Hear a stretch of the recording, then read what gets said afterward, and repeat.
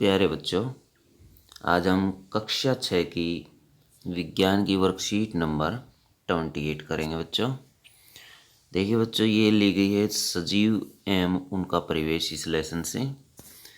देखिए बच्चों, नीचे दी गई हैं कुछ तस्वीरें, इनमें हमने कलर फिल करना है।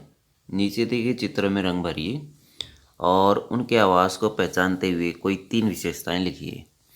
तो देखिए बच्चों, ये मरुस्थलीय आवास है और फिर नीचे दिया गया है ये पर्वतीय आवास है। पर ये पर्वतीय आवास में रहने वाले जीव जंतुओं की तस्वीर इसमें दी गई है।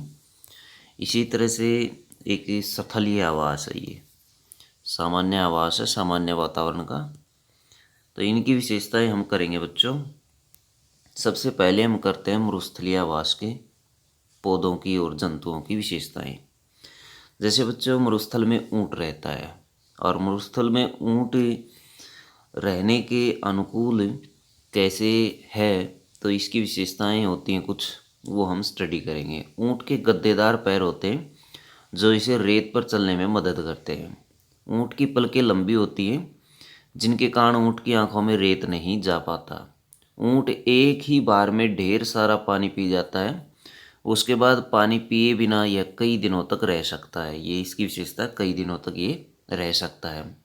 ऊंट में मूत्र विसर्जन कम होता है और इसका गोबर भी शुष्क होता है, इससे जल संरक्षण में मदद मिलती है। ऊंट के लंबे पैरों के कारण इसका शरीर गर्म रेत से दूर रहता है। मरुस्थल में रहने वाले छोटे जीव के शरीर पर कठोर सल्क अथवा स्केल होते हैं, इससे जल के ह्रास में कमी होती है। ये जीव दिन के समय छाया में पड़े रहते हैं और रात होने पर ये बाहर निकलते हैं। मरुस्थलीय पौधों के अनुकूलन। मरुस्थलीय पौधों में किस तरह से अनुकूलन होता है, अभी हमने पढ़ा ऊंट के बारे में। ऊंट की कुछ विशेषताएं हमने ये पढ़ी थी बच्चों, और ये मरुस्थलीय जीवों की कुछ विशेषताएं हैं। अब देखिए पौधों के अनुकूलन अथवा पौधों की मुख्य विशेषताएं क्या हैं। मरुस्थलीय पादपों की जड़ें जमीन में अधिक गहराई तक जाती हैं ताकि वह बहुत गहराई से जल ले सकें। इनमें से कुछ पादपों की पत्तियां कांटों में रूपांतरित हो जाती हैं, इससे वाष्पोत्सर्जन बहुत कम होता है और जल संरक्षण में मदद मिलती है। कुछ पौधों के तने रूपांतरित होकर पत्ती जैसी संरचना बनाते हैं। ऐसे तने स्पंज की तरह फूले होते हैं और इन पर मोम की परत होती है। स्पंज जैसी परत में पानी जमा रहता है। मोम की परत से वाष्पीकरण की रोकथाम होती है।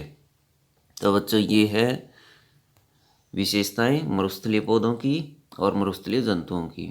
अब देखिए बच्चों, पर्वतीय आवास।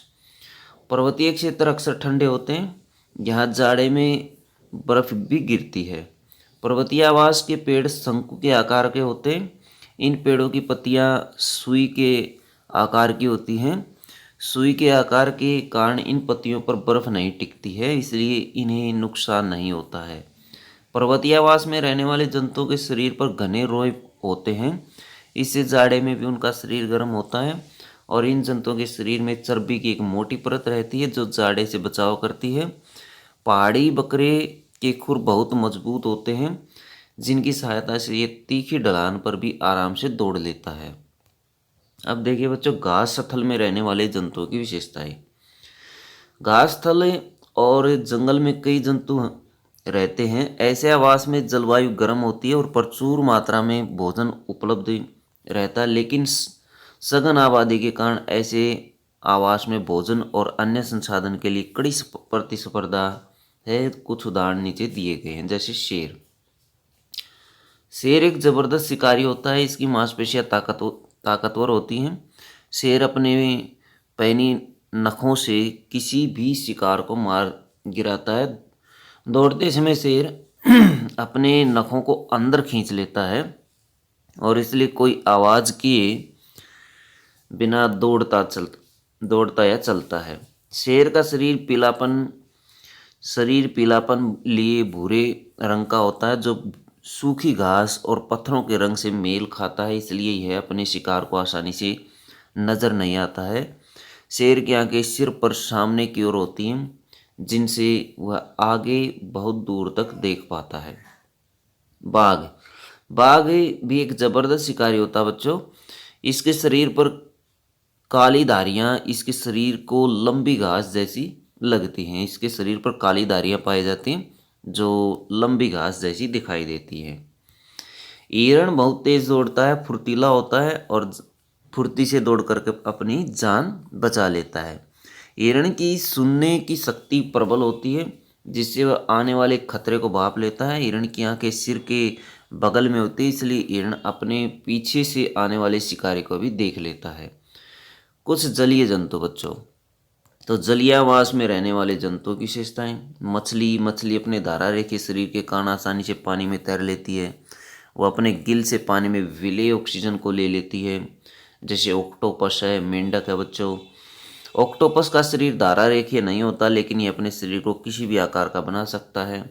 ऑक्टोपस अपने शरीर का रंग आसपास के माहौल के अनुरूप कर लेता है जिससे इसे छिपने में मदद मिलती है। अपने अपने दुश्मन से पीछा छुड़ाने के लिए स्याही जैसा दरो छोड़ता है।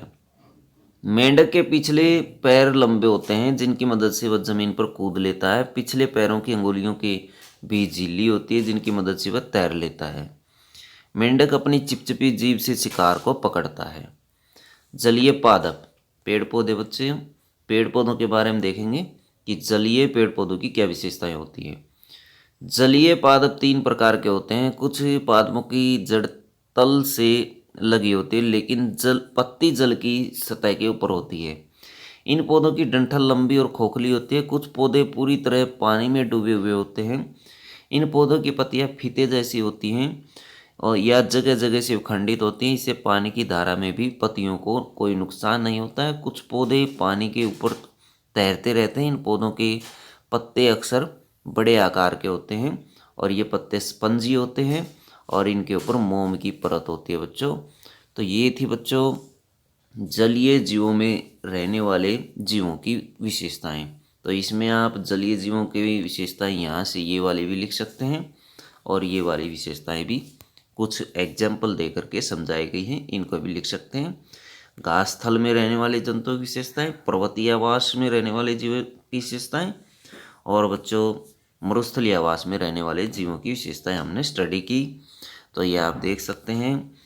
तो इसमें 3 तरह की तस्वीरें दी गई हैं, मरुस्थलीय आवास, पर्वतीय आवास और घास स्थल का आवास। तो इन तीनों की आप विशेषताएं लिख सकते हैं। मैंने आपको 4 तरह की विशेषताएं बताई हैं। ये जलीय आवास है बच्चों, तो जलीय आवास की आप लिख सकते हैं, घास स्थल की यहाँ पर नहीं दी गई है।